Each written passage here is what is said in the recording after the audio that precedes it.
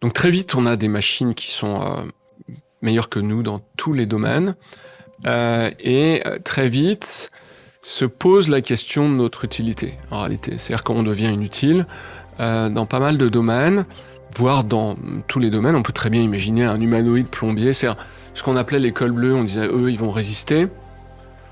En réalité, c'est qu'une question de dextérité technologique, et on voit bien qu'on peut réussir à probablement outrepasser cette barrière-là.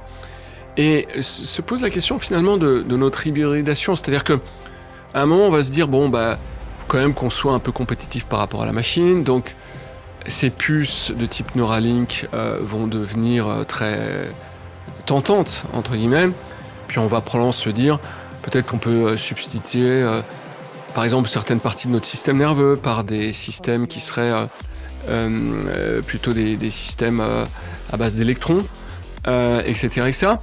Et si on tire le trait, en fait, on efface le biologique, ou même si on l'efface pas, sous cette forme actuelle, on disparaît, en fait, on se déshumanise.